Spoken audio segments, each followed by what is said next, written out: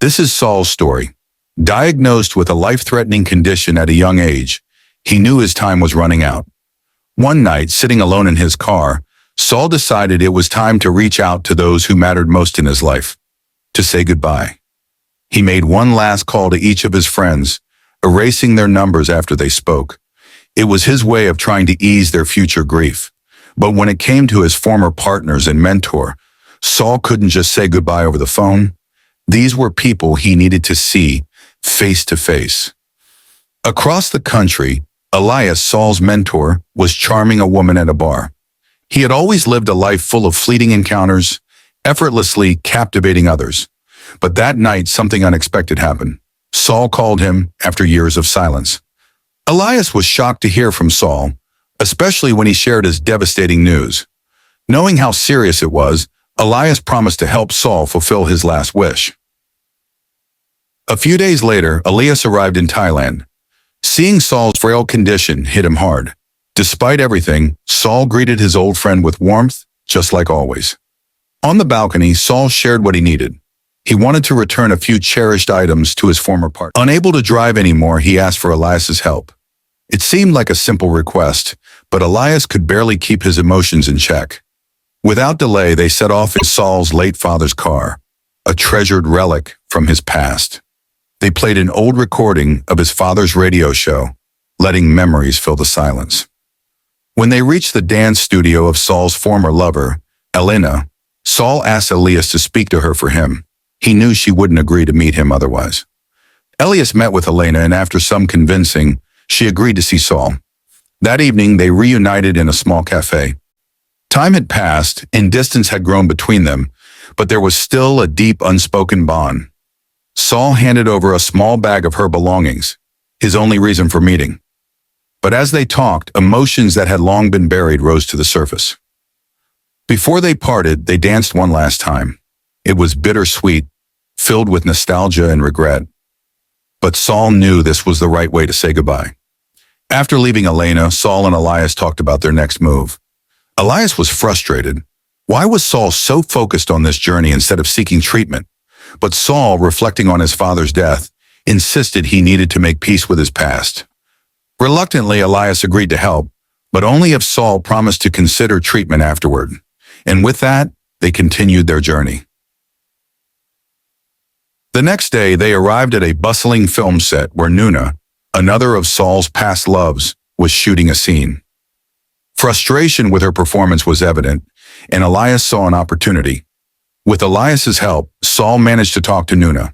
She was initially cold, but Saul sincerely congratulated her on her success, apologizing for his past mistakes. Their conversation stirred up old memories, both good and bad. Nuna remembered the night they broke up, the hurt and the anger.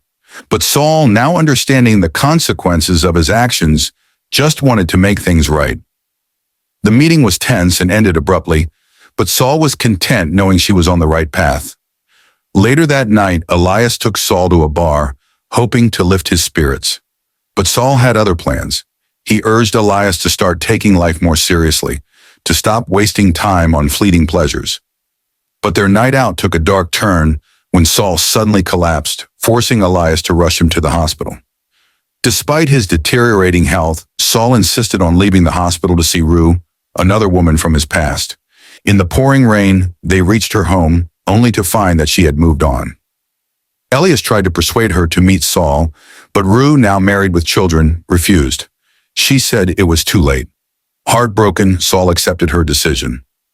The next day, Saul and Elias visited the gravesite of Saul's father. There, Saul finally scattered his father's ashes. As they crossed the bridge afterward, Saul deleted the last contact in his phone, Elias's. Saul's journey was almost over, but Elias wasn't ready to say goodbye. He suggested they visit his childhood home, a place he hadn't seen in a decade. That night, staying at a luxurious hotel, Elias opened up about his troubled past, the pain of pretending not to be his mother's son. In the hotel bar, Elias made a special drink, each one telling the story of Saul's past relationships. But when Saul asked about a drink inspired by someone special to Elias, the conversation turned to Prim, the woman who had once meant everything to him. Elias recounted his history with Prim, how they fell in love and how she dreamed of going to America to become a renowned bartender. But fate and Saul had other plans. Saul confessed that he had tried to win Prim's heart while Elias was away. Although Prim rejected him, the damage was done, and it led to a rift between Elias and Prim. Elias was devastated by Saul's confession. The friend he trusted had betrayed him, and it nearly destroyed him. But even in his disappointment, Elias knew Saul's intentions weren't malicious. They came from loneliness and desperation. Despite his anger, Elias gave Saul Prim's new address, urging him to make amends before it was too late. But he also asked Saul to leave and never come back. Months later, back in America, Elias received the news he had been dreading. Saul had passed away. His mother handed him a phone with Saul's final message. In the message, Saul thanked Elias for being his friend, for standing by him. He urged him to find happiness with Prim. It was Saul's final act of love and friendship, and it left Elias shattered. Unable to ignore Saul's last wish, Elias returned to Thailand. When he arrived at Prim's bar, their eyes met, and for a moment, time stood still.